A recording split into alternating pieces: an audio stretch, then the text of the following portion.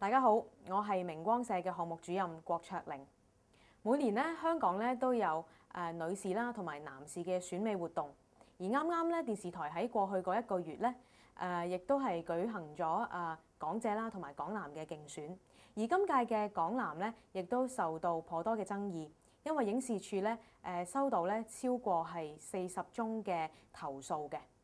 咁我哋由港姐開始講起啊。其實咧，港姐咧喺1973年咧已經開始喺電視台咧係舉辦第一屆嘅港姐選舉㗎啦。咁喺當初咧，佢哋嗰個嘅宗旨咧就係話要選美貌與智慧並重嘅香港小姐。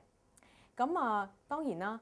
除咗係外表之外咧，佢哋嘅內涵啦，佢哋嘅行為舉止啦，甚至係佢哋答一啲難度高嘅問題嘅時候咧，佢哋有冇智慧咧，亦都係評分標準之一嚟嘅。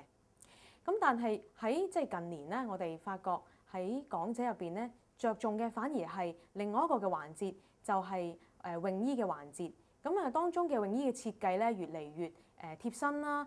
小布啦，咁希望咧突顯咧佳麗嗰個嘅性感嘅形象。而且咧喺選美活動嘅前奏咧，亦都係有陣時候會有一啲嘅水着嘅遊戲節目啊等等。咁其實我哋都相信咧，電視台舉辦呢一啲嘅節目或者呢一啲嘅着重呢一啲嘅泳衣環節咧，其實都係想推高佢哋嘅收視率啦。咁但係就同當初競選嗰個嘅宗旨美貌與智慧並重咧，就好似嗰個距離咧越嚟越遠啦。因為佢哋咧都有陣時候都會頗為忽視咧嗰個嘅問答環節嘅。而喺啱啱8月2號咧，男士選舉咧受到嘅投訴咧，當中咧主要係話佢哋侮辱男性啦，嗰個節目咧內容不雅啦，同埋唔應該咧喺嗰個嘅時間咧去播出，因為咧會對一啲嘅年少嘅小朋友或者青年人咧有影響。咁其實咧電視台咧喺處理港姐同埋港男咧嗰個嘅競選活動入邊咧，嗰個手法咧係好唔同㗎。我哋發現到咧喺選港男嗰個嘅環節，即係嗰個嘅競選入邊咧，係入場嘅觀眾同埋評審咧，全部咧都係女士嚟㗎，而且咧喺當中咧係容許咧呢一啲嘅女士咧係可以咧尖叫啦，去歡呼啦，尤其是咧係當男士咧去着好少布嘅泳褲出場嘅時候咧，佢哋咧即係嗰個嘅尖叫聲咧就更加犀利，而且係喺拉票嘅時間咧，甚至係容許咧濕咗身嘅男士行上去觀眾席嗰度咧，係容許一啲嘅評判啦，佢哋咧去摸呢啲嘅男士，去拉佢哋嘅票數等等。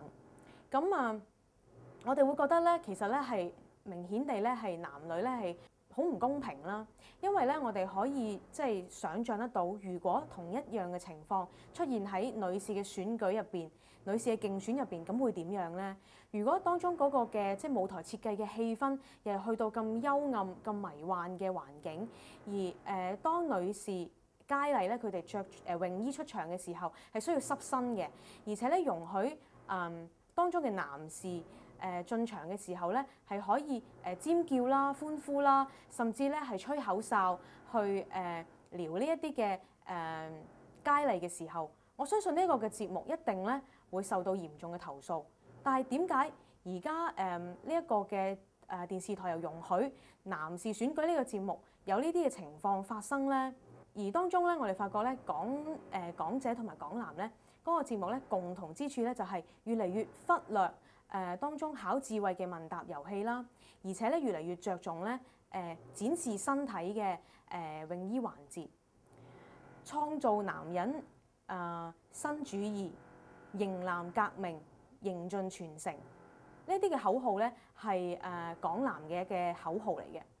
咁但係喺港男嘅選舉入邊，除咗唱下歌啊、跳下舞啊、展示呢啲男士嘅肌肉啊等等呢一啲嘅環節之外咧，其實咧都好忽視咧男士嘅智慧。唔通一身肌肉或者淨係識得傻笑，或者係覺得令到女士覺得佢好 Q， 咁就係新一代嘅型男？我哋千祈唔好咧跌入去呢一種嘅漸漸嘅陷阱、漸漸嘅風氣入邊，漸漸咁樣將人物化，淨係睇重佢哋嘅外在美或者係外表，而陷入喺呢種膚淺嘅眼光之中。多謝各位。